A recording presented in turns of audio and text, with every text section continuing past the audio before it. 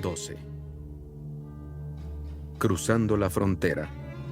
Tormentas. Hielo y relámpagos. Los argonautas asesinados.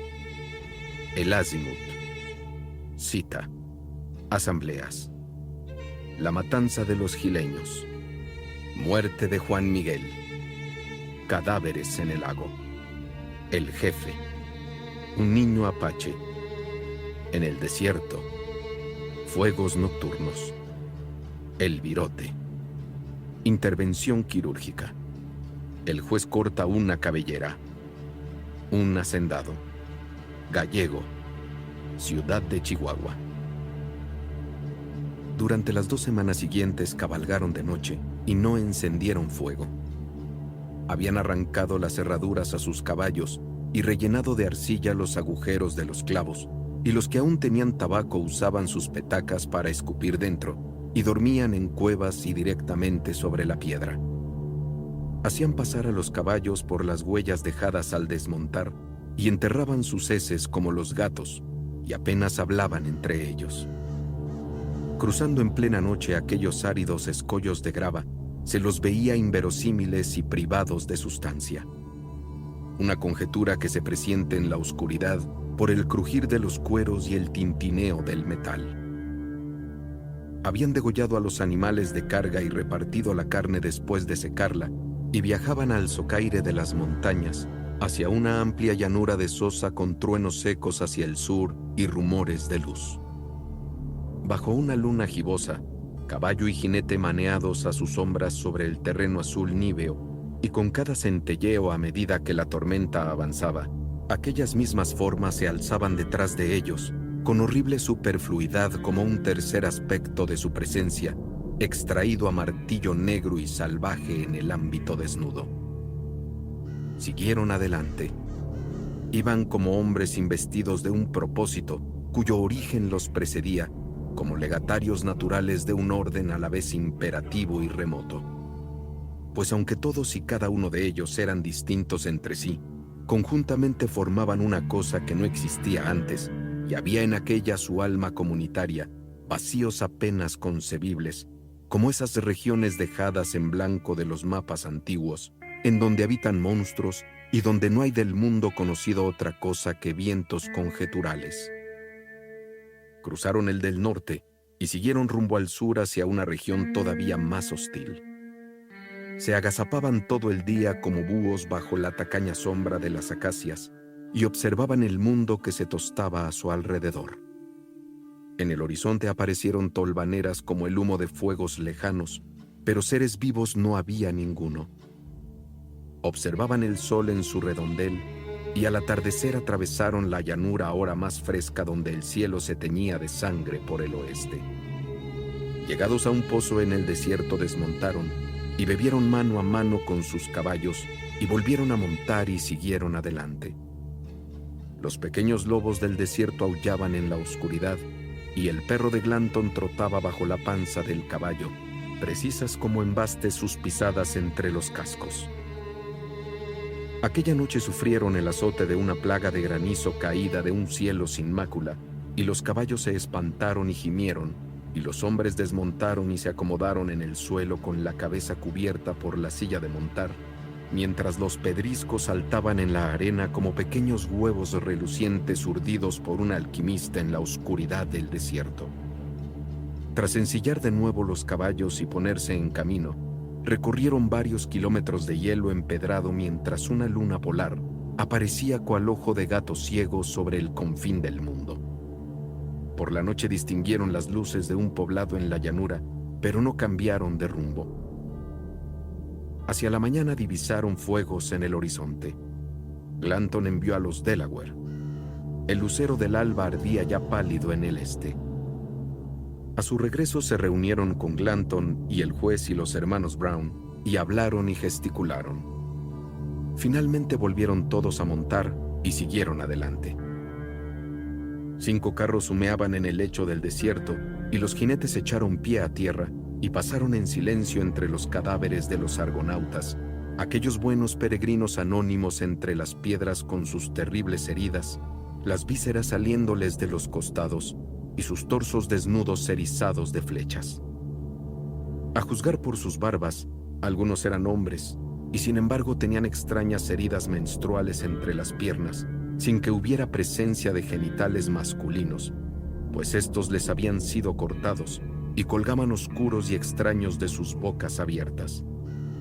Con aquellas pelucas ensangrentadas, yacían mirando con ojos de mono al hermano sol que ahora salía por el este.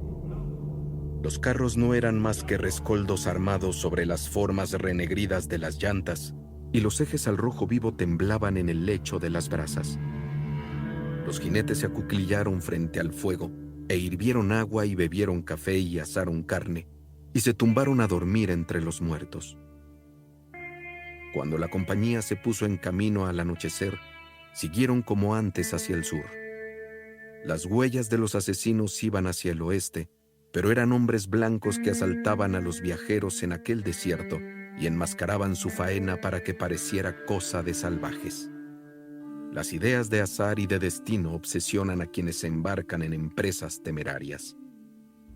La senda de los argonautas terminaba, como se ha dicho, en cenizas, y el excura preguntó si en la convergencia de dichos vectores en el susodicho desierto, donde los corazones y el empeño de una nación pequeña han sido aniquilados y barridos por otra, algunos no verían la mano de un dios cínico que hubiera orquestado con semejante austeridad y semejante fingida sorpresa una concordancia tan letal. El envío de testigos por un tercer y distinto itinerario podía ser también interpretado en el sentido de un desafío a toda eventualidad, pero el juez, que se había adelantado en su caballo para reunirse con los que teorizaban, dijo que en todo aquello se manifestaba la naturaleza misma del testigo y que su proximidad no era una cosa tercera sino primordial, pues, ¿se podía decir de algo que ocurriera sin haber sido observado? Los Delaware se adelantaron con la llegada del crepúsculo y el mexicano John McGill encabezaba la columna, apeándose de vez en cuando de su caballo para tumbarse boca abajo y buscar la silueta de los batidores en el desierto y montar de nuevo sin necesidad de detener a su caballo ni al resto de la compañía. Se movían como animales migratorios bajo una estrella a la deriva, y las huellas que dejaban a su paso reflejaban en su leve encorvadura los movimientos de la tierra misma. Hacia el oeste los bancos de nubes descansaban sobre las montañas, como la oscura urdimbre del firmamento, y las constelaciones de las galaxias flotaban en una aura inmensa sobre las cabezas de los jinetes. 2 mañanas después, los Delaware volvieron de su tempranero reconocimiento y explicaron que los gileños acampaban en la orilla de un lago poco profundo, a menos de 4 horas en dirección sur. Les acompañaban mujeres y niños y eran muchos. Cuando Glanton se levantó de aquella asamblea, vagó solo por el desierto y estuvo largo rato contemplando la oscuridad de tierra adentro.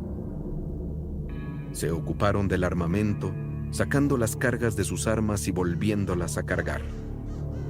Hablaban entre ellos en voz baja pese a que el desierto los rodeaba como un gran plato árido que temblaba al calor. Por la tarde un destacamento se llevó los caballos a abrevar y los trajo de nuevo, y al anochecer Glanton y sus lugartenientes fueron con los Delaware a examinar la posición del enemigo. Habían clavado un palo en el suelo de una cuesta al norte del campamento, y cuando el ángulo de la Osa Mayor hubo tomado aquella misma inclinación, Toudban y el Tasmanio pusieron a la compañía en movimiento y siguieron a los otros rumbo al sur, atenazados por las cuerdas del más cruel destino. Llegaron al extremo septentrional del lago en las frías horas previas al alba y se desviaron hacia la orilla. El agua era muy negra y a lo largo de la playa había un montante de espuma y pudieron oír a unos patos que parloteaban en el centro del lago. Los rescoldos de las fogatas estaban algo más abajo y formaban una curva abierta como las luces de un puerto en la lejanía. Frente a ellos, en aquella orilla solitaria, un solitario jinete descansaba sin desmontar. Era uno de los Delaware y en silencio volvió grupas y todos le siguieron a campo abierto cruzando el breñal. El grupo esperaba entre unos sauces como a medio kilómetro de las fogatas del enemigo. Habían cubierto las cabezas de sus caballos, y las bestias encapuchadas aguardaban rígidas y ceremoniosas detrás de ellos. Los recién llegados desmontaron y encapucharon también a sus caballos y se sentaron en el suelo para escuchar a Glanton. «Tenemos 1 hora, tal vez más. Cuando entremos, cada cual a lo suyo. No dejéis ni a un perro con vida si podéis evitarlo». «¿Cuántos son ellos, John? ¿Has aprendido a susurrar en un aserradero?» «Hay suficientes para todos», dijo el juez. «No malgastéis pólvora ni balas contra nada que no pueda disparar. Si no matamos a todos esos salvajes, merecemos que nos azoten y nos manden de vuelta a casa». En eso consistió toda la asamblea. La hora que siguió fue una hora muy larga. Guiaron a los caballos encapuchados hasta abajo y contemplaron el campamento, pero en realidad estaban atentos al horizonte por el lado este. Cantó un pájaro. Glanton se volvió hacia su caballo y le quitó la manta como un halconero en la alborada. Se había levantado viento y el caballo alzó la cabeza y olfateó el aire. Los otros hombres le imitaron, dejando las mantas allá donde caían. Montaron pistola en mano, cachiporras de cuero y piedra de río en torno a las muñecas como accesorios de un primitivo juego ecuestre. Glanton los miró y luego metió piernas a su montura. Mientras trotaban hacia la playa blanca de sal, un viejo que estaba acuclillado en las matas se levantó y se encaró a ellos. Los perros que esperaban para pelearse por sus excrementos empezaron a gañir. En el lago los patos fueron levantando el vuelo de a 1 y de a 2. Alguien tumbó al viejo de un mazazo, y los jinetes picaron espuelas y enfilaron el campamento detrás de los perros blandiendo sus porras, y los perros aullando como en un cuadro de una cacería infernal. 19 partisanos lanzados sobre la acampada en donde dormían más de 1 millar de almas. Glanton arremetió con caballo y todo contra la primera de las tiendas pisoteando a sus ocupantes. De las puertas bajas empezaban a salir siluetas. Los jinetes cruzaron el poblado a galope tendido y giraron y atacaron de nuevo. Un guerrero se interpuso en su camino y blandió una lanza, y Glanton lo dejó seco de un tiro. Otros 3 echaron a correr, y él mató a los 2 primeros con disparos tan seguidos que ambos cayeron a la vez, y el tercero pareció desintegrarse mientras corría, herido por media docena de balas. En aquel primer minuto la matanza se había generalizado. Las mujeres chillaban, y niños desnudos y un hombre viejo se adelantaron agitando unos pantalones blancos. Los jinetes pasaron entre ellos y los asesinaron con porras o cuchillos. Un centenar de perros aullaban atados, y otros corrían como posesos entre las chozas dando dentelladas entre ellos y a los que estaban atados, y aquel pandemonium y aquel clamor no disminuyeron desde el momento en que los jinetes habían irrumpido en el poblado. Algunas chozas estaban ya en llamas y todo un desfile de refugiados había empezado a correr hacia el norte por la playa, lanzando alaridos y con los jinetes entre ellos como pastores, aporreando primero a los rezagados. Cuando Glanton y sus jefes cruzaron de vuelta el campamento, la gente huía bajo los cascos de los caballos, y los caballos corcoveaban y algunos de los hombres iban a pie entre las chozas, armados de antorchas y sacando a las víctimas por la fuerza, empapados de sangre, acuchillando a los moribundos y decapitando a quienes imploraban clemencia. Había en el campamento unos cuantos esclavos mexicanos, los cuales corrían hacia los jinetes gritando en español para acabar con la crisma rota o muertos, y un Delaware surgió de entre el humo con un niño desnudo en cada mano, y se agachó junto a un foso de estiércol, y agarrándolos de los talones primero uno y luego el otro, les aplastó la cabeza contra las piedras del borde de forma que los sesos salieron disparados por la fontanela, en un vómito sanguinolento. Y humanos incinerados venían gritando como lunáticos, y los jinetes los exterminaban con sus enormes cuchillos, y una mujer corrió a abrazarse a las ensangrentadas manos del caballo de Glanton. Para entonces un pequeño grupo de guerreros había conseguido hacerse con varios caballos de la manada desperdigada y marchaban hacia el poblado disparando una lluvia de flechas entre las chozas en llamas. Glanton sacó el rifle de su funda y disparó a los 2 caballos de cabeza, y enfundó de nuevo el rifle y sacó su pistola, y empezó a disparar justo entre las orejas de su montura. Los jinetes indios se debatían entre los caballos tumbados, y se agruparon y giraron en círculo y fueron abatidos uno por uno hasta que la docena de supervivientes dio media vuelta y huyó hacia el lago dejando atrás la columna de refugiados, para desaparecer en medio de una estela de cenizas de Sosa. Glanton volvió grupas. Los muertos cubrían el médano como las víctimas de una catástrofe marítima y estaban esparcidos por la parte anterior de la playa en un delirio de sangre y entrañas. Algunos jinetes remolcaban cuerpos de las aguas del lago y la espuma que bañaba ligeramente la orilla era de un rosa pálido a la luz que ya medraba.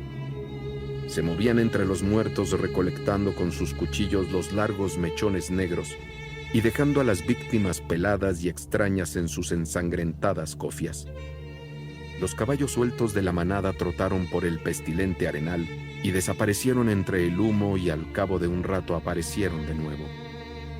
Algunos hombres caminaban por las rojas aguas tirando tajos a los muertos y los había que se acoplaban a los cuerpos aporreados de jóvenes muertas o agonizantes en la playa. Un Delaware pasó con una colección de cabezas cual insólito vendedor, camino de algún mercado, enroscados los cabellos a la muñeca y las cabezas colgando y chocando entre sí. Glanton sabía que todo lo que allí ocurría iba a tener su impugnación en el desierto, y pasó entre sus hombres metiéndoles prisa. McGill surgió de entre las fogatas y se quedó mirando inexpresivo toda la escena. Le habían espetado con una lanza y sostenía la vara con ambas manos. Estaba hecha de un tallo de sotol y la punta de una vieja espada de caballería atada al mango y le salía por los riñones.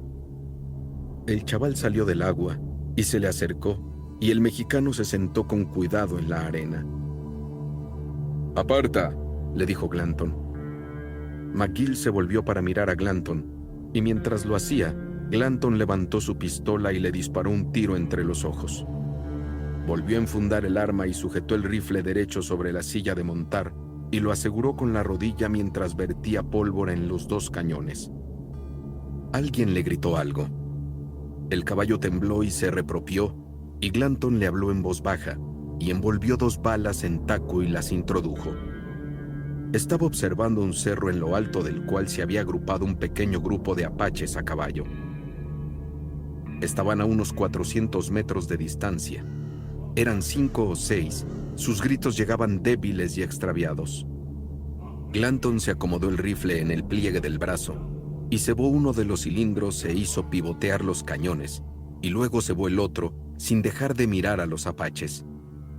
Webster se apartó de su caballo y desenfundó el rifle y extrajo la baqueta de sus abrazaderas e hincó una rodilla en tierra con la baqueta apoyada en la arena y la caña del rifle descansando en la mano que lo sujetaba.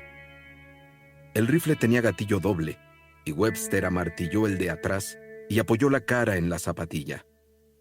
Calculó la deriva del viento y calculó el efecto del sol sobre el costado del alza plateada y levantó el rifle e hizo fuego.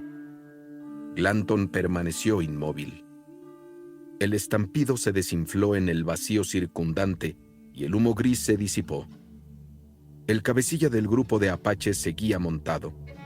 Luego empezó a ladearse y cayó muerto al suelo.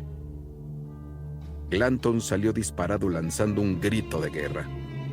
4 hombres le siguieron. Los guerreros en lo alto del cerro habían desmontado y estaban levantando al caído. Glanton giró en su silla sin quitar los ojos de los indios y le pasó el rifle al hombre que tenía más cerca. Este era Sam Tate, y cogió el rifle y enfrenó de tal manera a su caballo que casi lo hizo caer. Glanton y otros 3 siguieron adelante, y Tate retiró la baqueta para apoyar el arma en ella, y se agachó e hizo fuego. El caballo que llevaba al jefe herido se tambaleó, siguió corriendo. Tate rotó los cañones y disparó la segunda carga, y el caballo mordió el polvo. Los apaches se detuvieron lanzando alaridos. Glanton se inclinó al frente y susurró al oído de su caballo. Los indios subieron a su jefe a otra montura y, montando dos en un mismo caballo, partieron de nuevo al galope. Glanton había desenfundado su pistola e hizo señas con ella a los hombres que le seguían, y uno detuvo su caballo y saltó a tierra, y se tumbó boca abajo y sacó y amartilló su pistola, y retiró la manecilla de carga y la clavó en la arena, y sosteniendo el arma con ambas manos y la barbilla pegada a tierra, apuntó por el cañón. Los caballos estaban a unos 200 metros y se movían rápido. Al segundo tiro, el pony que llevaba el jefe se puso de manos y el jinete que iba a su lado consiguió hacerse con las riendas. Estaban tratando de rescatar al jefe de lomos del caballo herido a media zancada cuando el animal se desplomó. Glanton fue el primero en llegar al jefe moribundo y, como un enfermero estrafalario y maloliente, se arrodilló con aquella cabeza extranjera y bárbara apoyada entre sus piernas, ahuyentando a los salvajes con su revólver. Ellos giraron en círculo y agitaron sus arcos y le dispararon algunas flechas, y luego volvieron grupas y siguieron su camino. Del pecho del hombre borboteaba sangre, y sus ojos miraban vacíos hacia lo alto, vidriosos, con los capilares a punto de reventar. En cada uno de aquellos oscuros pozos había un pequeño sol perfecto. Glanton regresó al campamento precediendo a su pequeña columna con la cabeza del jefe, colgando de su cinto por los cabellos. Los hombres estaban haciendo ristras de cabelleras con tiras de cuero, y a algunos de los cadáveres les habían arrancado pedazos enteros de espalda para fabricar con ellos cintos y arneses. El mexicano McGill había sido escalpado y los cráneos empezaban a oscurecerse bajo el sol. La mayoría de las chozas eran ya cenizas, y como habían encontrado monedas de oro, varios de los hombres removían los rescoldos a puntapiés en busca de más.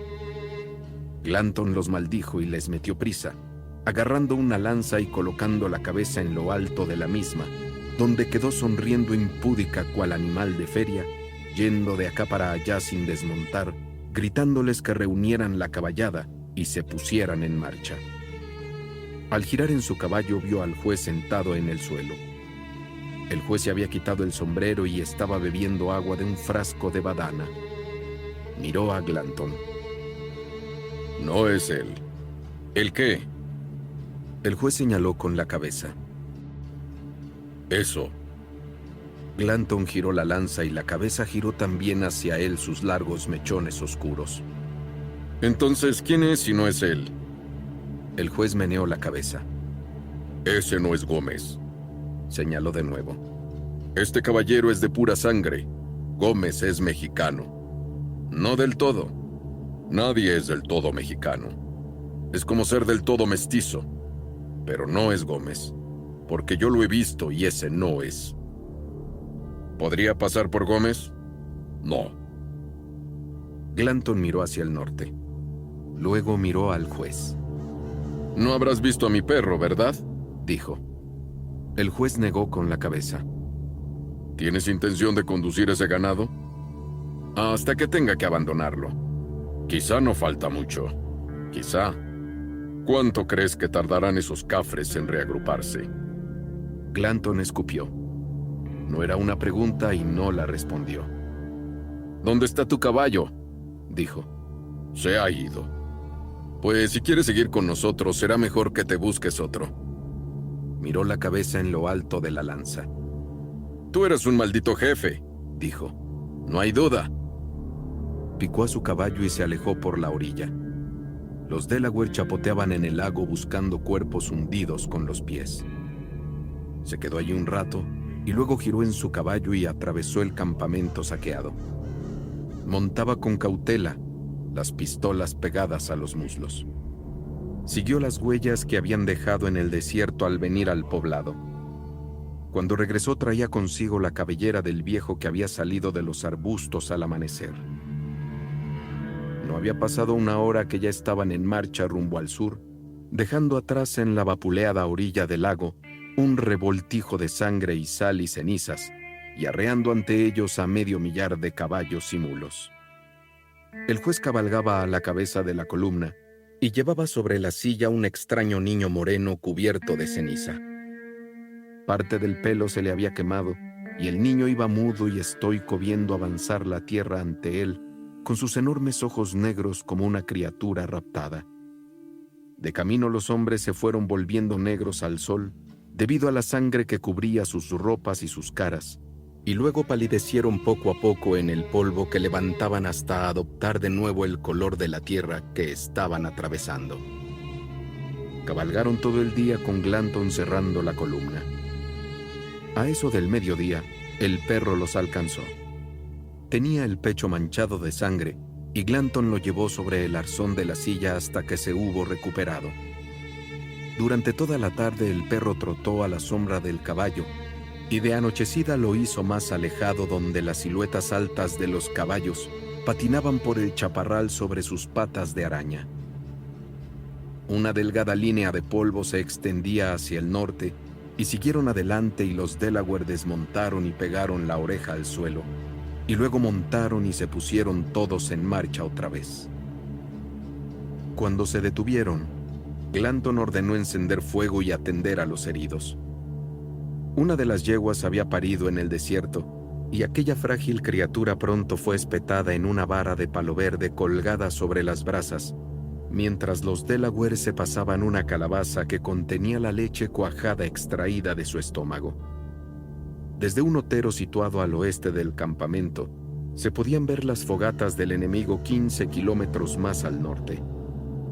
Los hombres se aposentaron en sus cueros tiesos de sangre e hicieron recuento de las cabelleras y procedieron a atarlas a unos palos, los cabellos de un negro azulado, mates e incrustados de sangre. David Brown pasó entre aquellos ojerosos carniceros sentados ante la lumbre, pero no pudo encontrar ningún médico voluntario. Tenía una flecha clavada en el muslo, con plumas y todo, y nadie quería tocársela, menos aún Doc Irving. Y es que Brown le trataba de sepulturero y matasanos, y ambos guardaban las distancias. Chicos, dijo Brown, me curaría yo mismo, pero no puedo agarrar bien la flecha. El juez le miró sonriente. ¿Lo harías tú, Holden? No, Davy, yo no. Pero te diré lo que voy a hacer. ¿Qué? Extenderte una póliza de vida contra todo accidente, salvo el lazo de la horca. Eres un cerdo. El juez sofocó la risa. Brown le fulminó con la mirada. ¿Es que nadie va a echar una mano? No hubo respuesta. ¡Que os den por culo a todos!, dijo. Se sentó con la pierna mala estirada en el suelo y se la miró, más ensangrentado que la mayoría. Agarró el astil y apretó con fuerza. El sudor se acumuló en su frente. Quedó aguantándose la pierna y blasfemando por lo bajo. No todos le miraban. El chaval se levantó. «Yo lo intentaré», dijo. «Buen chico», dijo Brown. Fue a por su silla para tener dónde apoyarse. Volvió la pierna hacia la lumbre buscando un poco de luz, y se la agarró y dijo algo al chico arrodillado a su vera. «Agárrala fuerte, muchacho, y empuja sin miedo». Luego se puso el cinto entre sus dientes y se recostó. El chaval asió el astil a ras del muslo de Brown y empujó con todo su peso. Brown se aferró al suelo con ambas manos y echó hacia atrás la cabeza, y sus dientes brillaron húmedos a la luz de la lumbre. El chaval repitió la operación. Las venas del cuello del hombre se hincharon como cuerdas y maldijo a toda la familia del chico. Al cuarto intento, la punta de la flecha traspasó la carne del muslo y el suelo se manchó de sangre. El chaval se sentó sobre los talones y se pasó la manga de la camisa por la frente. Brown soltó el cinturón que sostenía con los dientes. ¿Ha salido?, dijo. Sí. ¿La punta? ¿Es la punta? ¡Vamos, habla! El chaval sacó su cuchillo, cortó con destreza la punta ensangrentada y se la enseñó. Brown la sostuvo sonriente hacia la luz. Era de cobre batido y se había torcido allí donde empalmaba con el astil, pero no se había soltado. Eres un chico valiente. Todavía llegarás a Matasanos. Ahora saca eso. El chaval retiró suavemente el astil de la flecha y Brown se dobló en el suelo haciendo un melodramático movimiento femenino y jadeó entre dientes con un horrible silbido. Estuvo así un rato y luego se incorporó y le cogió el astil al chaval y lo arrojó al fuego y se levantó para ir a hacer su cama. Cuando el chaval volvió a su manta, el excura se inclinó hacia él y le susurró al oído. «Tonto», dijo, «Dios no te va a querer tanto toda la vida». El chaval le miró. «¿No sabes que él te habría llevado consigo? Lo que oyes, muchacho, como una novia al altar». Se levantaron y se pusieron en camino poco después de medianoche. Glanton había ordenado avivar el fuego y partieron con las llamas iluminando todo el terreno y las sombras de los matorrales del desierto rodando sobre la arena y los jinetes hollando sus delgadas sombras fluctuantes hasta que penetraron por completo en la oscuridad que tanto les favorecía. Los caballos y los mulos estaban desperdigados desierto adentro y los fueron reagrupando poco a poco a medida que avanzaban hacia el sur. Fusilazos sin origen recortaban sombrías cordilleras en la noche del confín del mundo, y los caballos semisalvajes de la pradera trotaban temblorosos bajo aquella luz azulada, como caballos sacados del abismo. La aurora humeaba, y los jinetes harapientos y ensangrentados parecían menos un grupo de vencedores que la retaguardia de un ejército maltrecho en plena retirada por los meridianos del caos y de la noche vieja. Los caballos dando traspiés, los hombres tambaleándose dormidos en las sillas de montar. El día les mostró la misma región árida, y el humo de sus fogatas de la noche anterior se elevaba delgado y sin viento más al norte. El polvo blanquecino del enemigo que iba a acosarlos hasta las puertas de la ciudad no parecía estar más próximo, y el grupo siguió adelante bajo un calor más bochornoso cada vez, empujando a los caballos enloquecidos. A media mañana abrevaron en una poza de agua estancada, por la que habían pasado ya 300 animales. Los jinetes los fustigaron para sacarlos del agua y desmontaron para beber de sus sombreros, y luego continuaron por el lecho seco del arroyo, repiqueteando en el suelo pedregoso, rocas y cantos rodados secos, y luego otra vez el desierto rojo y arenoso, y a su alrededor las sempiternas montañas escasamente cubiertas de hierba, donde crecían ocotes y sotoles, y las seculares pitas floridas como fantasmagorías en una tierra febril. Al atardecer mandaron jinetes al oeste para que encendieran fuego en la pradera, y la compañía descansó a oscuras y durmió mientras los murciélagos iban y venían sobre sus cabezas entre las estrellas. Cuando reanudaron la marcha, todavía era oscuro y los caballos estaban al borde del desfallecimiento. Con el día comprobaron que los paganos les habían ganado terreno. Se enfrentaron por primera vez al rayar el alba del día siguiente y los resistieron durante 8 días con sus noches en la llanura y entre las rocas de la montaña y desde muros y azoteas de haciendas abandonadas, y no perdieron un solo hombre. La tercera noche se parapetaron tras viejos muros de adobe desmoronados con las fogatas del enemigo, a 1 kilómetro de distancia en el desierto. El juez estaba sentado con el niño apache frente a la lumbre, y el niño lo miraba todo con sus ojos de valla oscura, y algunos hombres jugaban con él, y le hacían reír, y le daban cecina, y el niño masticaba observando muy serio las figuras que pasaban por delante de él. Lo taparon con una manta, y por la mañana el juez estaba columpiándolo sobre una rodilla mientras los demás ensillaban los caballos. Toadvine le vio con el niño al pasar con su silla, pero cuando volvió 10 minutos después tirando de la brida de su caballo, el niño yacía muerto y el juez le había cortado la cabellera. Toadvine apoyó el cañón de su pistola en la gran cúpula pelada del juez. «Eres un cabrón, Holden. Retíralo o dispara. Vamos, decídete». Toadvine se guardó la pistola. El juez sonrió y restregó la pelambre contra la pernera de su pantalón y se levantó. 10 minutos más tarde estaban de nuevo en el llano huyendo de los apaches a galope tendido. La tarde del quinto día cruzaron al paso una laguna seca con los caballos por delante y los indios detrás a tiro de fusil y gritándoles cosas en español. De vez en cuando uno de la compañía se apeaba con el rifle y una varilla de limpiar, y los indios salían disparados como codornices, situándose detrás de sus ponis. Hacia el este, temblando en la calima, había una hacienda de paredes blancas de las cuales emergían unos árboles delgados y verdes y rígidos, como un decorado de diorama. Una hora más tarde pasaban con los caballos, serían ahora un centenar de cabezas, junto a aquellas paredes siguiendo un camino trillado que conducía a un manantial. Un joven llegó a caballo y les dio formalmente la bienvenida en español. Nadie respondió. El joven miró arroyo abajo donde los campos estaban entreverados de acequias y los jornaleros en sus polvorientas ropas blancas habíanse quedado parados asadón en mano entre el algodón nuevo o el maíz que les llegaba por la cintura. Miró después hacia el noroeste. Los apaches, unos 70 u 80, habían rebasado el primero de una hilera de jacales y venían en fila india por el sendero hacia la sombra de los árboles.